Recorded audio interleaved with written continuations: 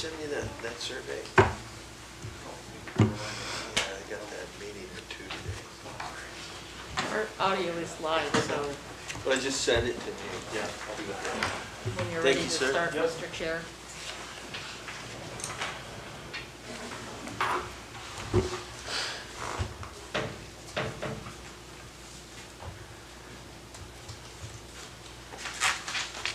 What you want to sign?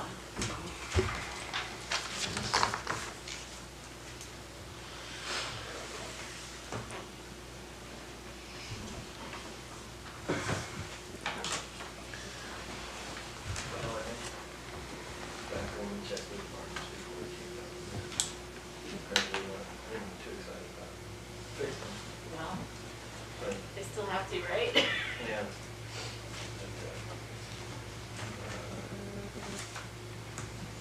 I had another guy call and he kind of went down the chain of barges there. And I said, how's mine?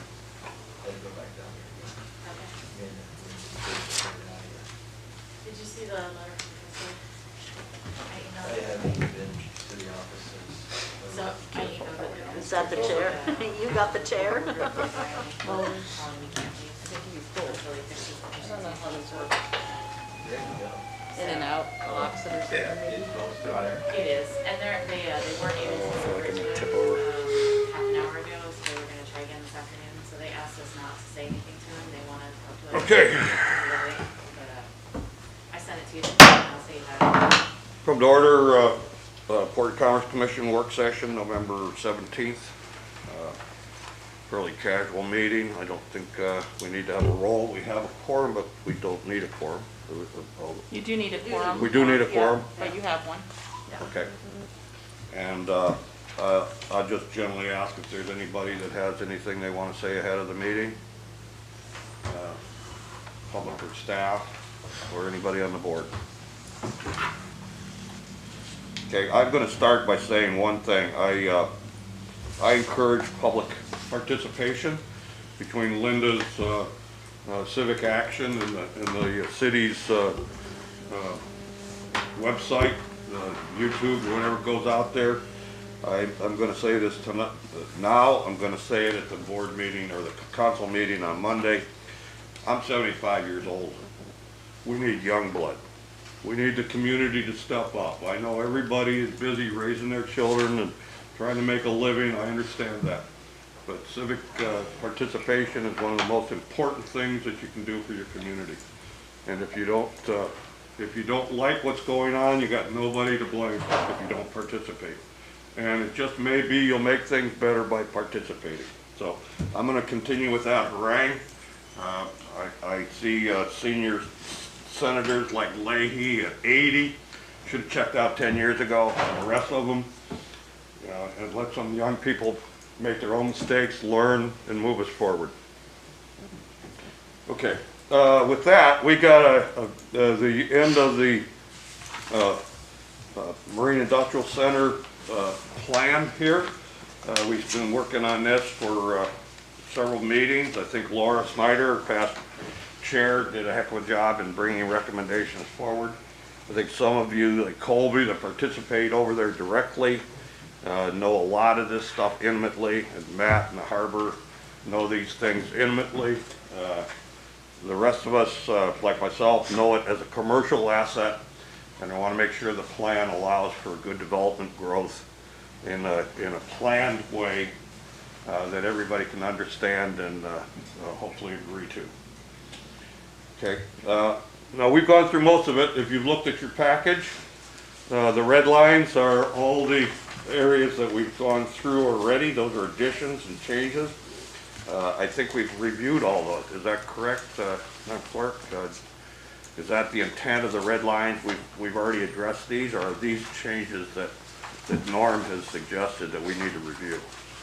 Fortunately, Mr. Chair, with me just sitting in, I'm not aware of what specifically what the red lines say. Anybody on the board remember? I believe we've been through 3/4 of this. What it says on the front of the packet there is the red would be revised following your September 15th and October 20th work sessions. Yeah. So those are the changes suggested during those last two work sessions. I would surmise is the red line, that red areas. That's the way I read it too, which brings us to only about 2 pages to review. I think we should go through the chart, which is at the front of the packet, and just quickly go through that. There are several items in there that, you know, obviously have been completed. They were scheduled and sequenced back in many years ago. There are many things marked as ongoing, and I would ask Matt to comment on any of those things that have a snag or that should be scratched out or amended. So why don't we just take a look at and we can read through them. It begins with monitor and repair breakwater anodes, and that's a subcontractor or contractor's, a lessee's responsibility. Is that correct? Yes, sir. Okay. And they are doing quite well over there as far as inspecting and improving. One of the things that we had been concerned was that there was a monitoring of responsibility. When a responsibility is delegated to a lessee, that in fact that the city through the Port Department, Harbor Department, does monitor that for compliance with Coast Guard or other regulations. Yes, sir.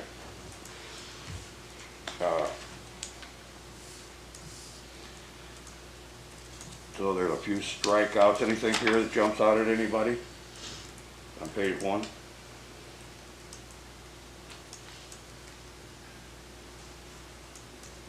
Okay, the last item, past Chair Snyder asked for the electric charges to be evaluated. There's been so many changes in the electrical department in the last, since that statement was put in there. I would suspect that that's happened. Do you know, Matt, if which one are we on the now? last item, examine method of calculating electrical charges to users, and the action was ongoing. Snyder asked the language for the to be evaluated method is functional. Yeah, it is functional. We brought things up to date. We've installed some new transformer over there and some new meters that are meet the specifications that these boats want over there. And the meters, several meters have different, sometimes they're times 4, whatever the meter, like if it's 10, it's actually 40 kilowatts, for example.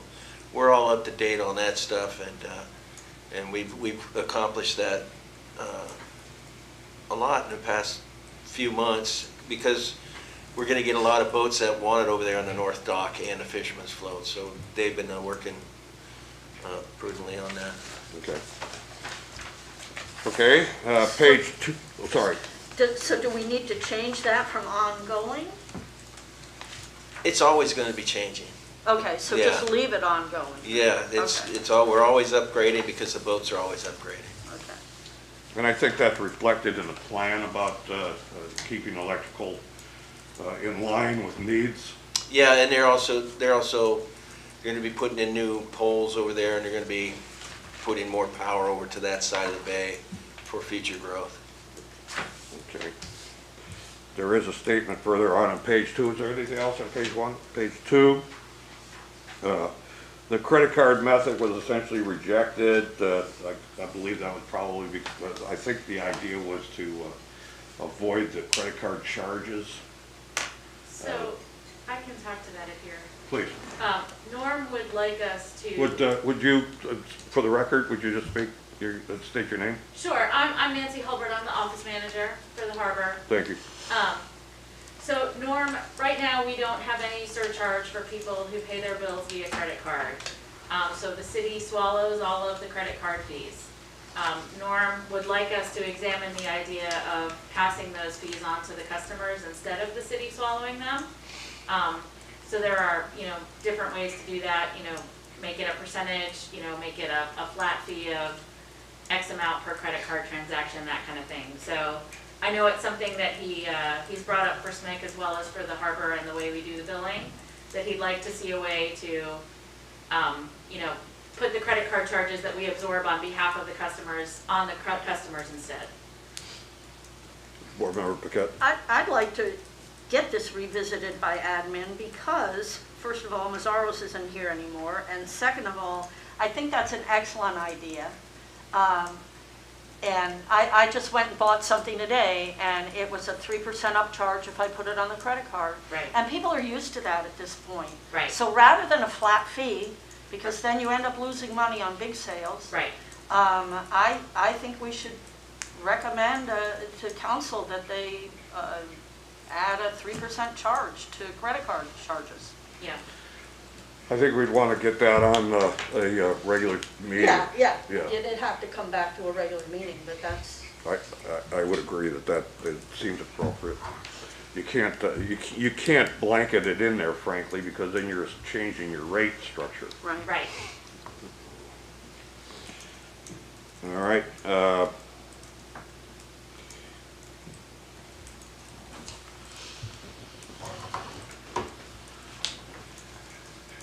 Anything else on this page? Go clear down to Jason's old stomping ground, continue to support Seward Chamber of Commerce. I don't see any change or need to change anything there. Anybody have anything? Okay, page 3, I had a couple items, you know, that I had concerns about the signage on the highway, and it's an ongoing battle with DOT, but I think the city needs to stay with that request that the DOT maintain the visibility of the signs that are there. We can continue to politic for a better placement of a harbor sign. I know that's an ongoing issue, and I've heard all the arguments against, or that says it can't be done. It just doesn't make any sense. I go to other places and I see a nice big sign. Remember pick up? I didn't realize the signage was on page 3, but in any case, I'm curious, where did we get with the conversation about finding private land or city-owned land where we could put that signage along the highway? When I was still at the chamber, actually that last meeting, we kind of discussed that. I took all the information in the last conversation pieces I had sent that to Doug, because Doug said, well, maybe because I have a relationship with DOT, maybe we'll be able to make some ground there. But if not, there was kind of an informal conversation with putting signage in the utility lot that's just sitting just down the highway there, because we could, we do actually own that property, and we could put it there. And so I don't know where that conversation went after that, but it was, you know, it sounded like Rob was willing to have a conversation about that and discuss putting signage in that lot there. So that would keep all the authority and responsibility within the city's properties. Yeah, it seemed to be a fairly appropriate place as well. Have we identified a place going north, out of town, where it could go that would also be city-owned? We did not have a discussion about that, I don't think so. Okay, because we really should have it in both directions, because people may come into town and not notice it, or they may actually come into town some other way, you know? Like, didn't come that way, came in on the train, didn't see it. Yeah. Rented a car, now they're driving around. So, I mean, I think that's great. I think somewhere we need to have that on a follow-up list. Remember that, get that up.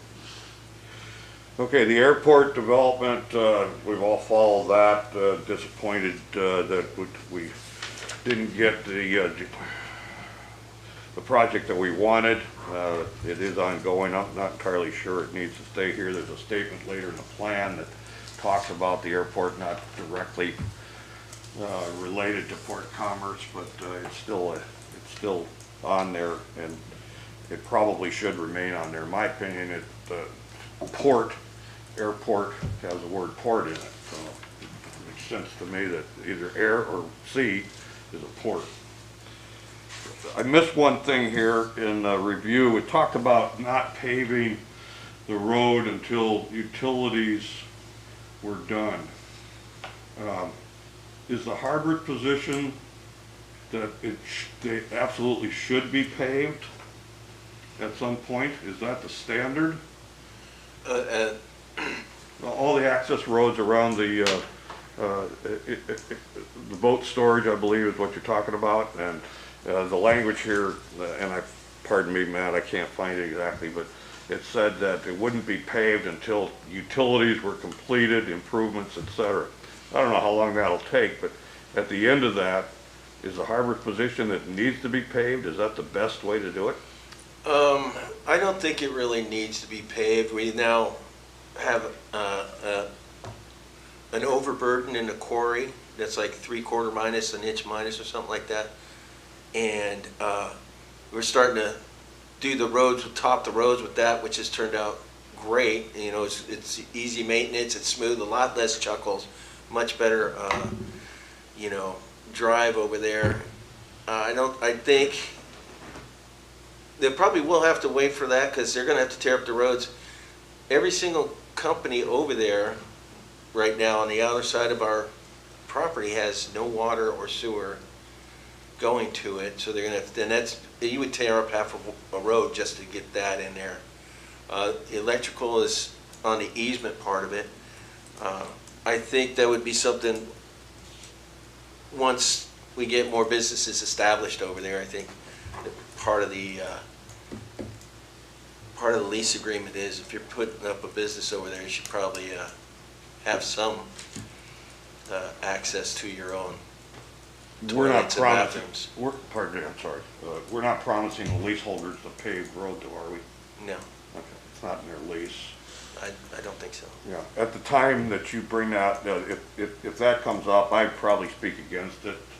I think maintaining gravel roads, particularly where there's heavy loads or unusual loads, is much easier than asphalt. Asphalt deteriorates anyway, you know, anywhere from, anybody that's driven from Beaver Creek to Toke remembers the old gravel road could be graded, and the new road is a bucking bronco, so. Okay, so anything else on this chart? Oh, wait a minute, sorry. We have page 4.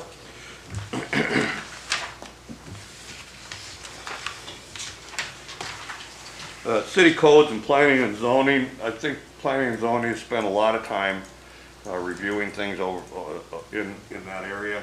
That's city property. There's a lot of property over there that's outside the city.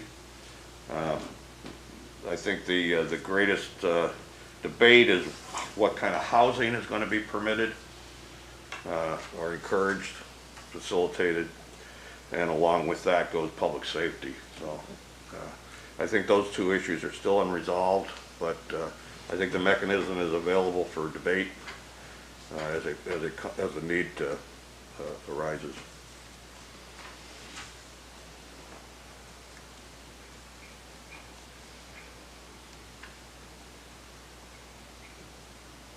There's a sign thing, sorry Linda, it's at the bottom of that page.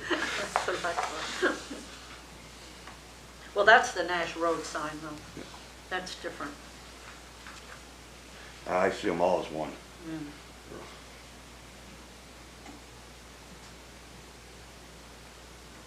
There was one thing that I noted on the map, and it has to do with access. It did show a public beach to the north side of the SMIC development, or to the north, just to the north of North Dock there. Yes, But there's a public beach to the south as well. yes. And I didn't see that on the map as noted, and I know that as JAG expands over there, I want to make sure that there's a protected public access to that beach. The southernmost road down there is a borough road, so that won't be affected at all leading to that beach. Because we've gone through that the past, just trying to figure out, get things replatted over there. That access to that beach will be maintained. The borough has maintenance responsibility?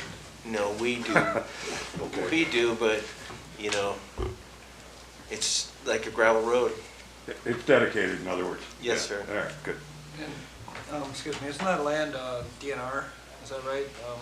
South of the SMAC? Department of Natural Resources. I don't know. I do know what the road is. Yeah, it seemed like the city After owns that. the north part of the area surrounding, and the south part, if I recall, was state, but Maybe that's why it's not on the map. maybe. Okay, so we're going right through, what is that, page 5 or 6? Page 5.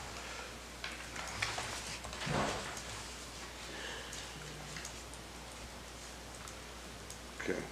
Well, I don't, excuse me, I think this schedule lays out quite a few things that, you know, is an easy review. Be able to check off progress, and, you know, there's great progress on that, in my opinion. And obviously, Board Member Paquette suggested there's things that are ongoing and always will be. So. This is where, on this one, on the second line, this has to get updated. So it isn't the chamber actively working on it now.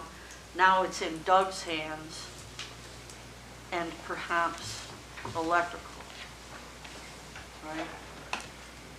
Doug and DOT or Doug and Ron. Doug doesn't get anywhere with DOT. Yeah, I agree with that. One thing on the electrical yard, it was that news article. Oh, a couple- just, hang on a second. Can we get that noted? This is the second item for signs on page 5. Correct. Should say Public Works. Yes. Yes. Okay. Board Member Smith. Okay, yeah, so a thought on that, that's the first time I've really heard of that, but there is a limit on the size, all right? And that came up as a couple weeks ago, an article in the Daily News where somebody's sign was taken down by the DOT on private property because it was oversized. I think it's like 4 by 8, or that'd be huge. That's something, if we're gonna consider that, you know, off in the bushes, is it a sign or is it a billboard? I mean, you know, and then, Well- just use caution, I would No, I suggest. think Board Member Smith, you're correct. I remember when that was debated, and it was an anti-billboard act that came through the state. And I think it was somewhat misplaced, in my opinion. It went a little overboard, but it is pretty restrictive. I think you're right. My recommendation would be to keep pushing on the DOT. It's a public area. It seems like they should accommodate a sign directing people to where traffic goes. Right. It just makes sense. But, They were adamant on like, it's not gonna happen. Like I went round and I was like, that was after a number of rounds of Did they going give about a it. why? Because they said that that site, SMIC does not qualify to have a sign directing people to it. What would qualify? They said we can create a sign that has a campground, that points to the campground, but we cannot have a sign that directs people to SMIC. That was their, and that was the chamber's second try.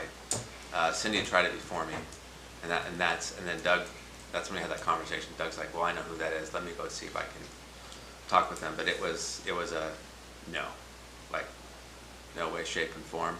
You can have this one sign, and it'll be a campground sign, and that's it. they have a harbor sign that can direct people to a boat ramp, a really big boat ramp. Well, it could only be like a,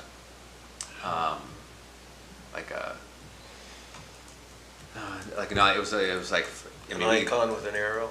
well, it wouldn't, it was like, but yeah, but that would be an icon with an arrow, but it could not be, the boat ramp that's over there obviously does not fit for Yeah. the type of boat ramp that they were, like more pleasure boat ramp. They could point me to that, but there's not one there.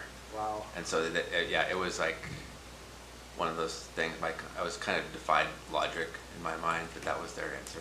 Well, thank you for your work on that. Yeah, That's good we went a couple of rounds, so, yeah.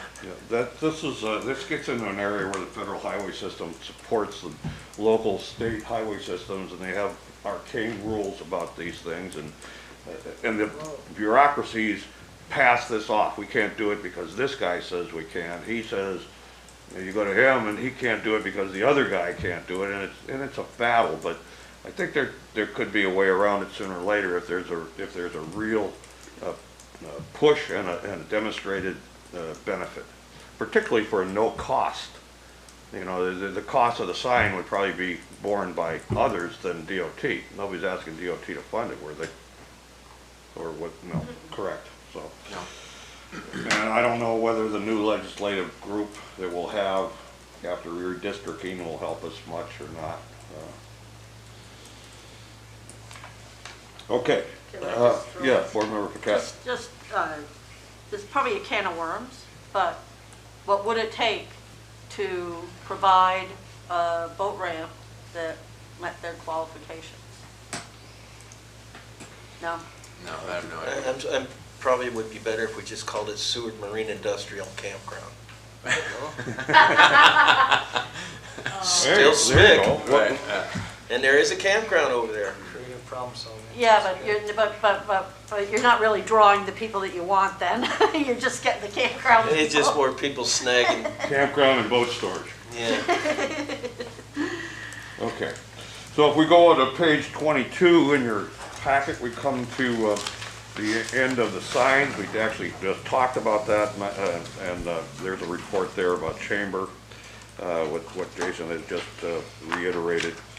And let's just go and start with zoning. Zoning code development requirements regulate open space for fire prevention, fighting, air, and light. Is there anything in that language or in that paragraph, the 2 bullet points?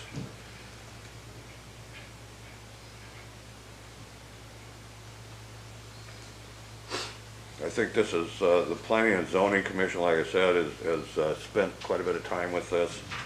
There was an issue with the height, and I think those stacked connexes just reached the maximum height that's allowed, or maybe they got an exemption, I can't remember. But there was an issue with height. I can't really say either way on that. I know that it's not high enough for the new traveler to fit into it. So, Yeah. Okay, buildings constructed to the code. Buildings constructed to the code are important to enforce safe working conditions and to add the community tax base. The city has adopted building, fire, mechanical, electrical, and plumbing codes. Bullet point, ensure all structures permanent or temporary are constructed to adopted building and fire codes. That's a pretty broad statement, and I think city code does reference the most current international building construction codes or plumbing or mechanical codes, so I don't think that really should be refined anything more than just saying construction to the building and fire code standards. I agree. Board Member Smith, you probably work with those codes a little bit. Yeah, the over specifying is one of the biggest issues, so yeah, I agree. Leave it simple and refer the current code. It's perfect. Unless we have anything special to add, I don't think we do, right? There's the overlay stuff that we worked on that would be under zoning. We want to add anything in there? That was new work. When did we do that? Was it a year ago already? The overlay? Yeah. Yeah, 2020 was a lost year, so. Wow. 2019, I think. Oh, man. So, that, it says recognize that current zoning codes could limit necessary and appropriate development. We recognize that by working with P&Z on that overlay. I agree. I think just including that so that there's a coordination between PACAV and P&Z. We recognize P&Z's authority there, but they've asked for our input in that in the past where we worked with an overlay or group session. So you want to add recognize planning and zoning? Recognize current zoning codes as proposed in joint overlays. I think that's.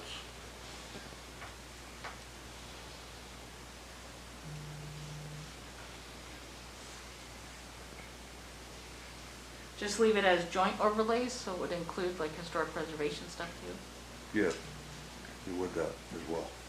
All the city boards.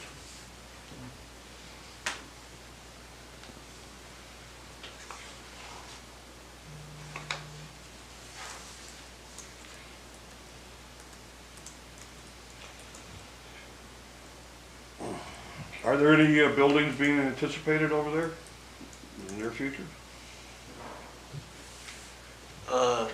the only one that that I can recall was owned by Hamilton, and it's sitting there in its boxes still. I think part of it, when he purchased that property and his plans on growth, was that he's gonna build it, but I don't know what his plans are now. That all falls under city building permits and the building, The structure he had was gonna be, you know, water, sewer, electrical, it was gonna be, have 6 office fronts that face the bay, and then the whole back of it was gonna be big enough to drive the travel lift in with the boat and the belt, so. It was, and it's all sitting there in boxes, just waiting to be assembled. But I don't think he's financially located in Seward for that investment anymore. and the material is there? Is there? Wow. Anything I've said on after that would be just pure speculation. I really don't know what the situation is. I'm in the construction industry, we live on speculation and rumor. Yeah. Okay. Page 23, plan implementation. This is pretty clear. I can't, I couldn't find anything to add to this. I read this through a couple times, but in the end, it's recommended that the SMIC development plan be reviewed annually and updated within 5 years or more, often as needed. An annual review will help track accomplishments, changes, and inadvertent omissions. And our recommendation, this is a recommendation to City Council, this is not a recommendation to ourselves. So Council would approve this and tell PACAP to review this once a year. Then it would be on our priorities list, as I understand it.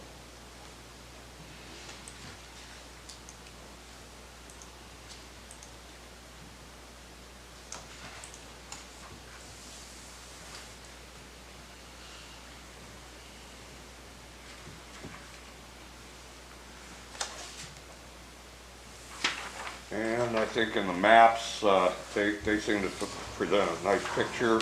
There's one that shows ownership as well with property ownership. And when we've talked about expanding, it gives a good overview on what is surrounding land. It's pretty well hedged in by state and private land.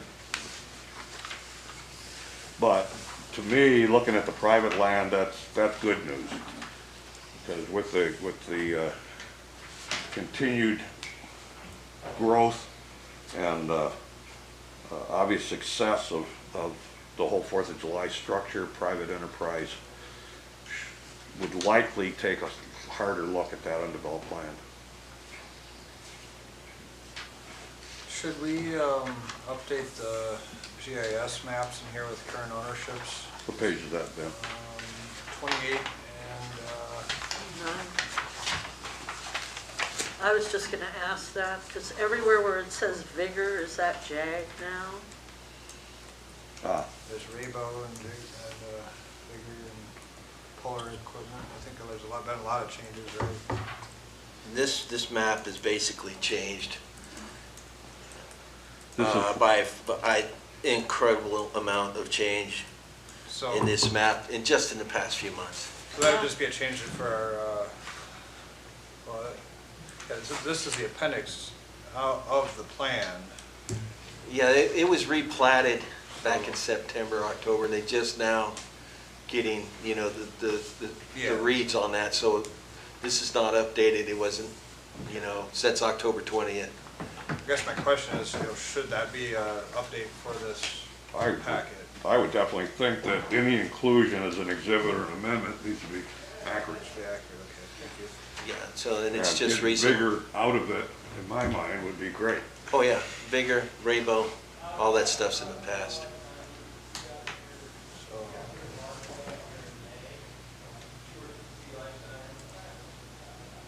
Okay. So we're going to recommend updated or current accurate maps as attachments. yes, And these were, so who's providing these maps? Is this the city's property or? Oh, design, well, this one is Arcadis, which I think was a consultant firm Yeah. that, we got this ball rolling as far as designing and what their future interpretation of things were gonna be. As far as where we're at now, we're in the middle of lease agreements with Exit Marine, and JAG wants to expand in certain areas there. We just got that replatted just, maybe a week or two ago.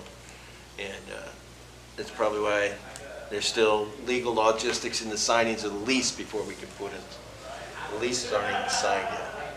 Well, I would suggest if those, if those names are gonna change, the property titles and descriptions won't.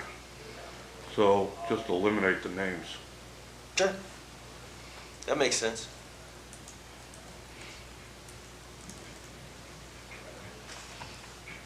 And I think even taking Arcadis is if you don't have it electronically, you can have it in a PDF. It's an easy edit. You got it. Yep, we do. Making notes about it. Okay, so we've been through the entire plan. Any second thoughts?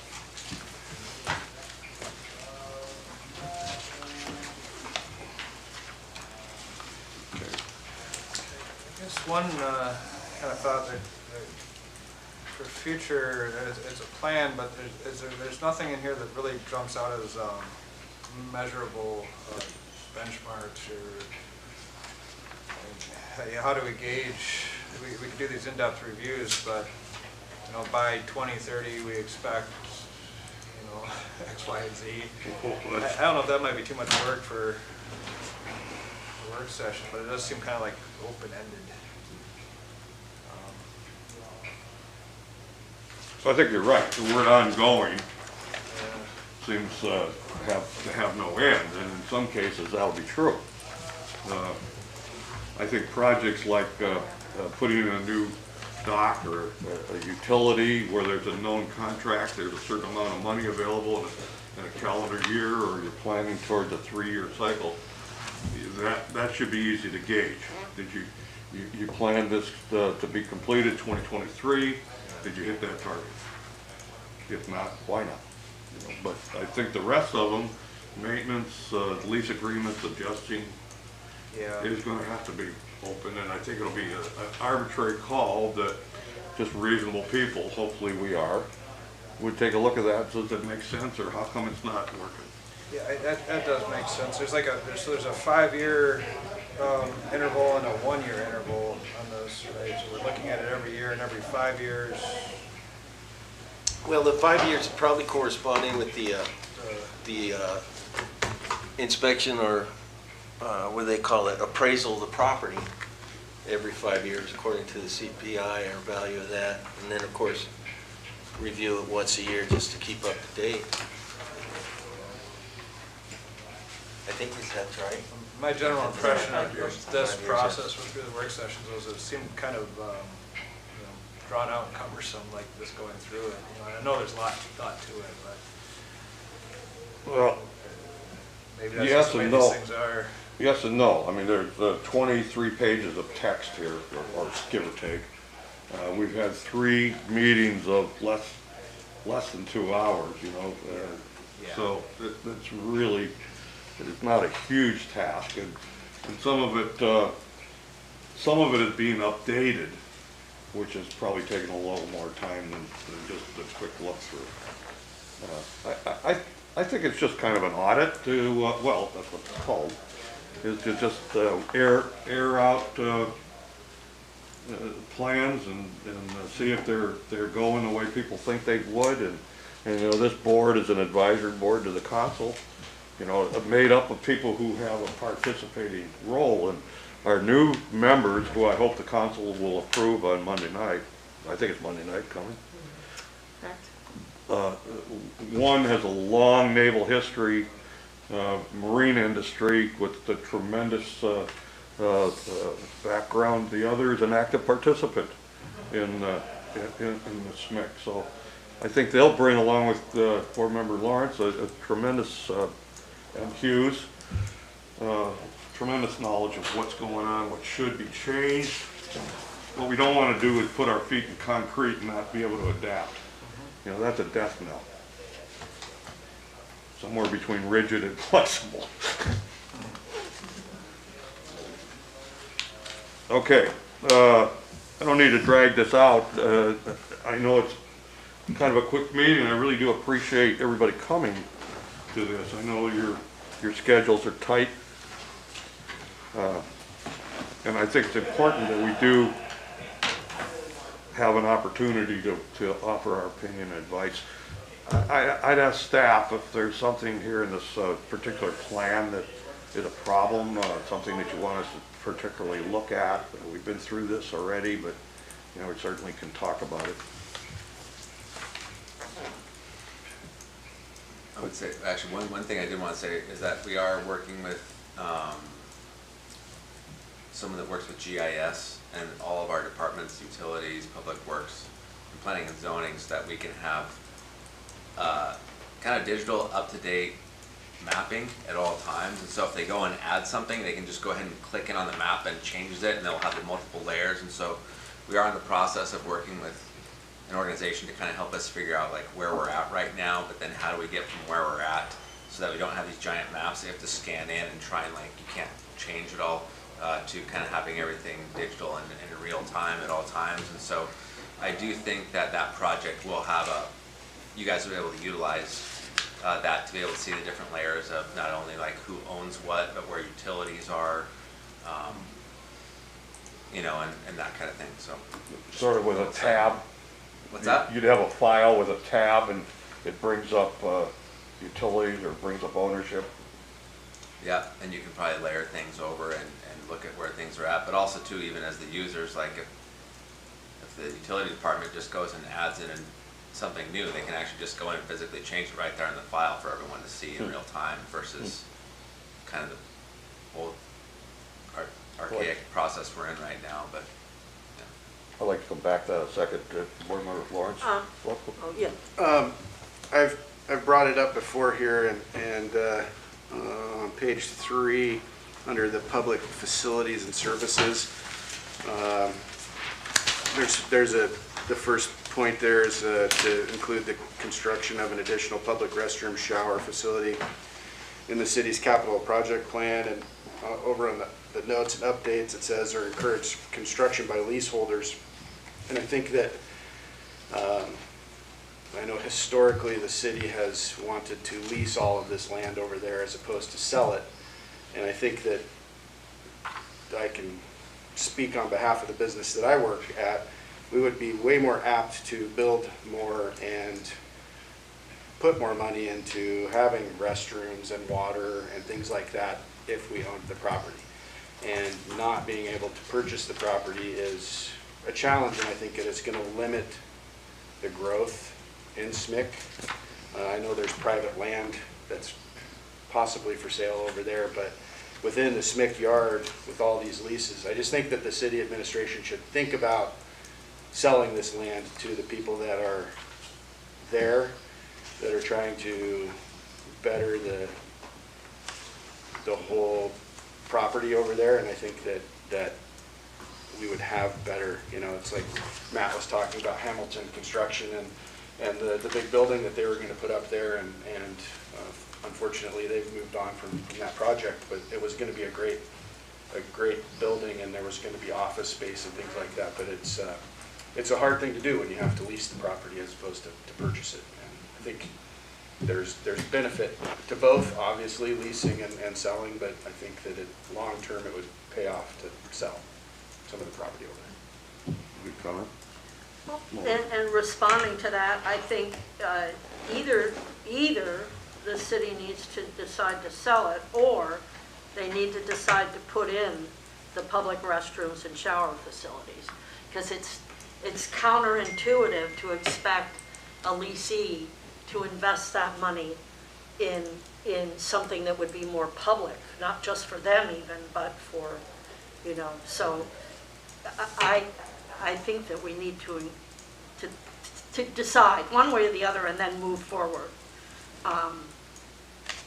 with that, either building it ourselves or figuring out a way to encourage a leaseholder to do it or sell the leaseholder the land so that they will do it. The other comment I wanted to make was on the next page, on page 4, under sign zoning and buildings, ensure private signing meets city code, and it says review of all businesses occurred in 2019. I'd like to recommend that we change that wording to a review will get conducted every 2 or 3 years, or annually, or something, because this just drops it, basically. It's like we did it in 2019, so we're done, but we're not done. It's something that has to happen in an ongoing way. Let's go back to that. I'm sorry, Yeah. member Paquette, which item was that again you were talking about? It's the next to the last item on page 4. Oh, ensuring private signing? Yeah. So, is your comment that the date is incorrect or the time frame is incorrect? Not that, no, my comment is that this tells us what's been done so far, but it is an ongoing thing. And the way it reads, it's like, well, we did it in 2019, so there isn't any indication it'll be done again anytime recently. And I'm suggesting we should set a time frame, and instead, like the next time we look at this, it would say signage is reviewed, private signage is reviewed annually or biannually or something. Well, first of all, you're suggesting that it's ongoing. Right. Okay. So if nothing else, the term ongoing could be put in there. Right. And then somehow, if that, the most recent review was added to that, it wouldn't hurt anything. Ongoing, last review 2019. There you go.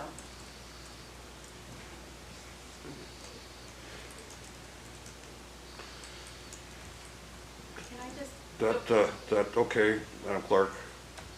That, I've got that, yep. yeah, please. Sorry, I just wanted, before we move away from the thing about the restroom, as the person who is ground zero for all of the phone calls and the maintenance issues of the public restrooms, I can tell you that the Harbor office would really love to not get involved in managing public restrooms and shower facilities across the bay at SMIC. We actually probably have more headaches trying to maintain the showers and the token machines and the restrooms, trying to keep them in functional order, and that is actually really time consuming and difficult, and we get more complaints about that than anything else. We invest a lot of time and energy into trying to keep them functional, and I know Parks and Rec has the same problems with the campground restrooms as well. So if we are talking about putting shower facilities and restroom facilities over there, we want to think about the amount of time and energy that we will spend administering that, and the cost and the difficulty. We have tremendous problems with vandalism, and it's really a headache. So it's something to consider if we're talking about doing that. Yeah, we get more complaints about the restrooms than anything else. And we put a lot of energy into it and do a lot of repairs. Thank you, Board Member Florence. I think that you said that last time I you were did. here, and I just have to say, I think that's so sad because those restrooms are always very clean. My office is right next to them. I use them throughout the summer and winter, and I think you do a tremendous job at keeping them clean and functional. So, Thank you. but to that point, I think with SMIC, I think you could, it wouldn't necessarily, I guess, it'd be public, but not so public as in the Harbor, because I think over there, you know, there's a restroom there right now, it has a code. You have to be using the property to get the code. Not that the code's changed in several years probably, but it was great. You know, when I first started working over there, there was an outhouse or a porta potty, and now there's a warm, clean bathroom, and it's great. But there are people that go over there and work nonstop, and they would love to be able to hit a shower or something. So if you had it set up so that it was lockable, it might help a little bit on the problem that you know, I can see in the summer when there's tens of thousands of people going through there in a week, it can get very dirty very quickly, so. Well, and in the winter, you have the problem of homeless people trying to live in the bathroom, they're trying to stay warm, or stealing the toilet paper to use for fires and all of that. But we've had a lot of tenants on our side of the bay request that we do the same things with the restrooms here, but the way, my understanding is that the way the restrooms that are funded in the small boat harbor, the way they're funded, we have grant money, and so we're not allowed to close them off. We're a public facility, we can't make them, you know, we can't put a code on the Uplands restroom so that only harbor tenants can use the Uplands restroom. But they do come with, and I think it'd be great to have that over there at SMIC too, because you're right, the porta potties are less than desirable. But the public restrooms and showers come with a lot of maintenance headaches. And a lot of time and money and energy spent keeping them up and running. So it's certainly an investment of more than infrastructure when you decide to set something like that up. We're gonna pick up.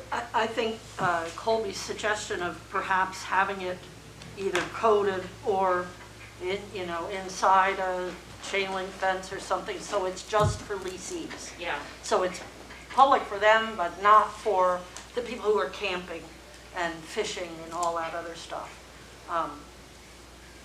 Yeah, I mean, I think we should pursue some kind of way to do that. I sense two major topics here, frankly, that deserve, I think, a lot of attention.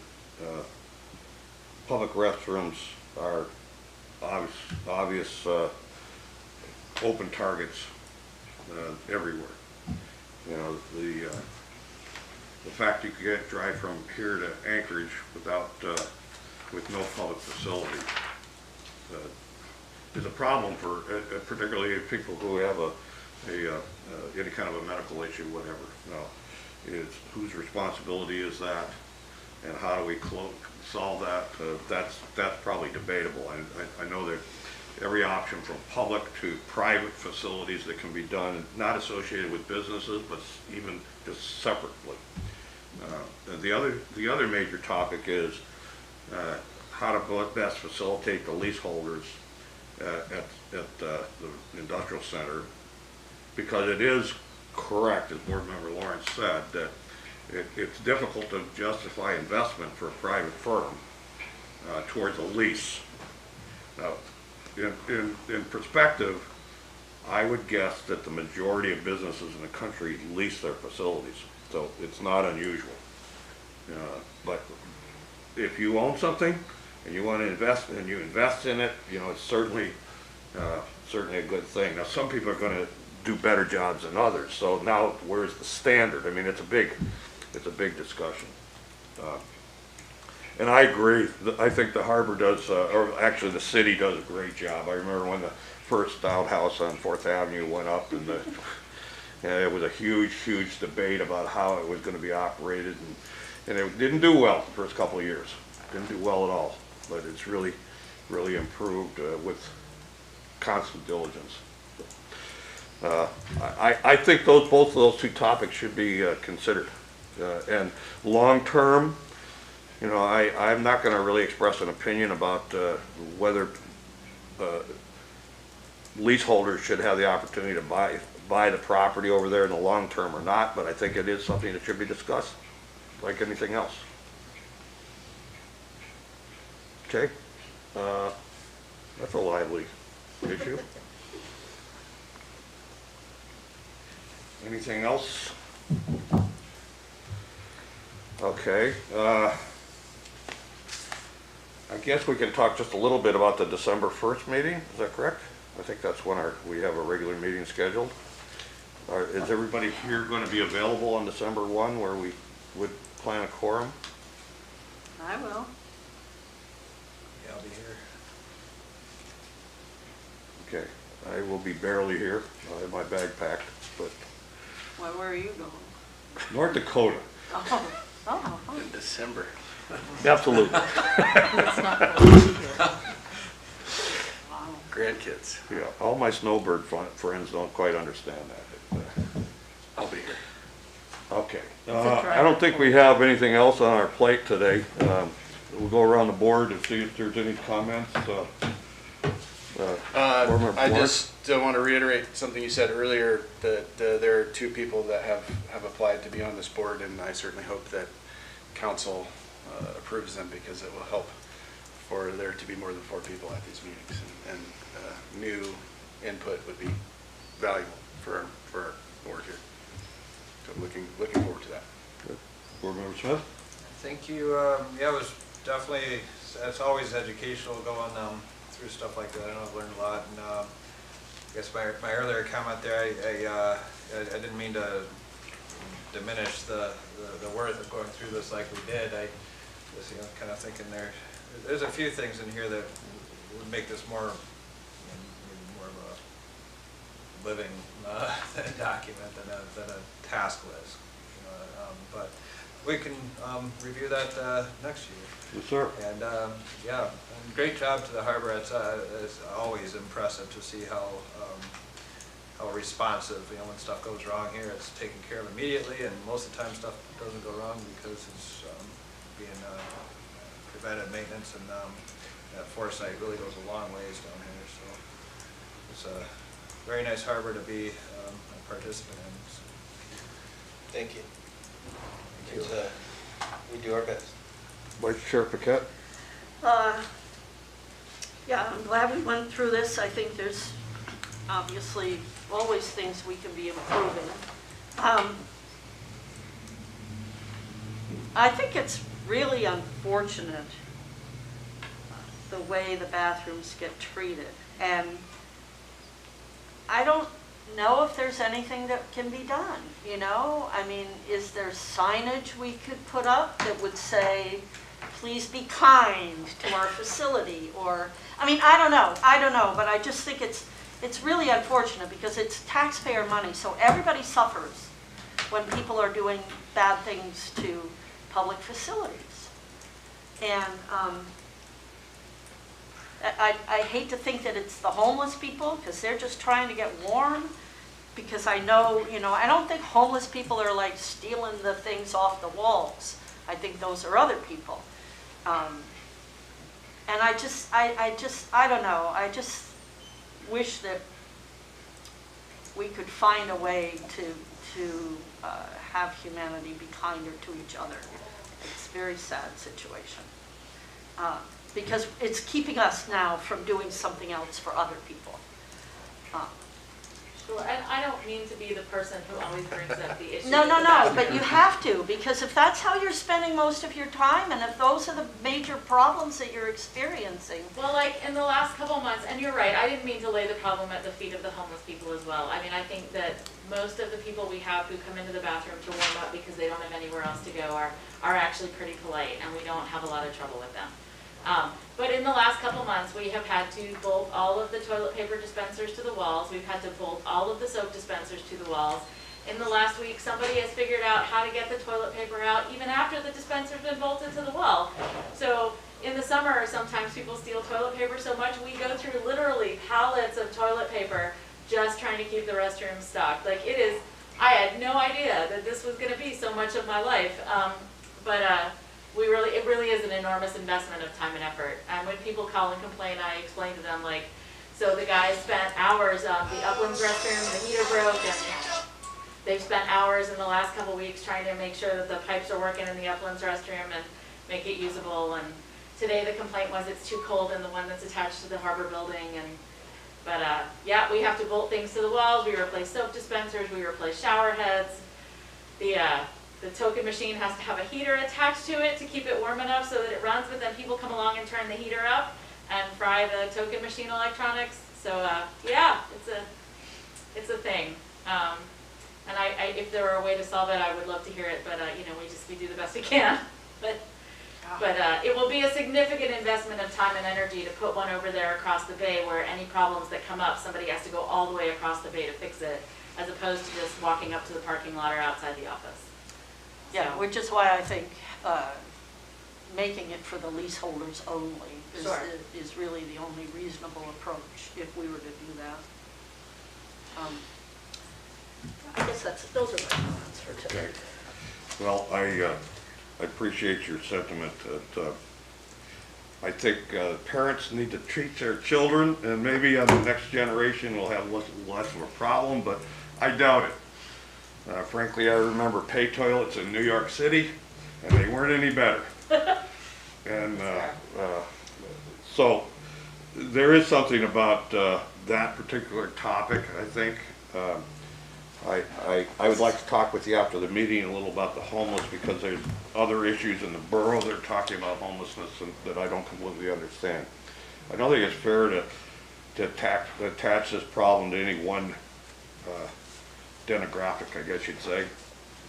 It's pretty much across the board. It's not homeless that are driving up and down the highway making a mess of the highway. I have a neighbor that spends all day in the summer cleaning up mess that people make. But with that said, that may be the darker side of our society, and for those of us who enjoy the benefit of not being there, it's our responsibility to try to bring light to that and make the best out of it we can. The steps you've taken are tremendous, but they reflect everything else in this plan. There's been a lot of thinking that's gone into this, and that's the purpose of this board, is to think through these things and present them to decision makers, our council, the elected representative. And I think we make a better city for it. And I still am encouraged by coming into Seward. It's by far one of the nicest communities I've ever participated in. My experience is a little bit constrained to North America, but I like Seward. And it's great to see new board members come aboard. I think we can do well with their council.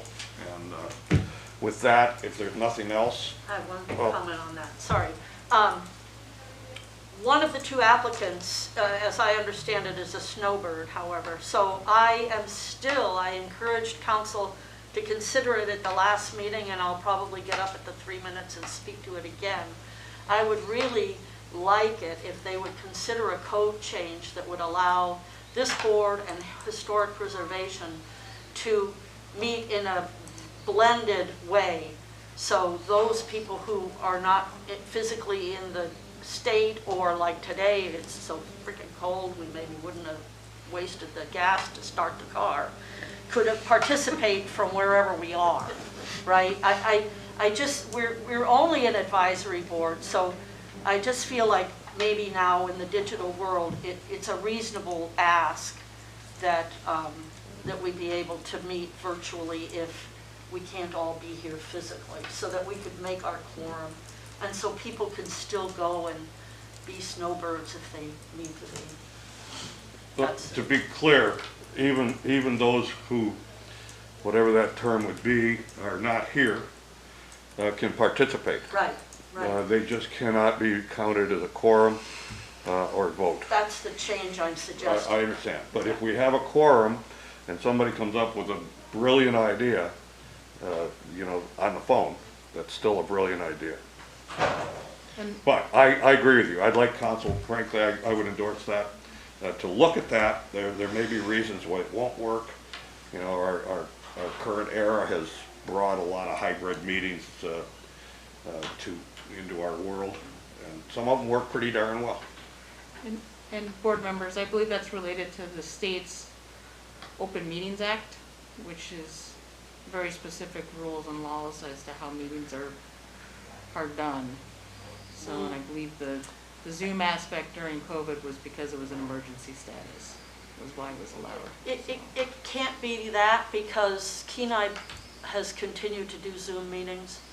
They've changed the format, so people can attend virtually, they can make comments.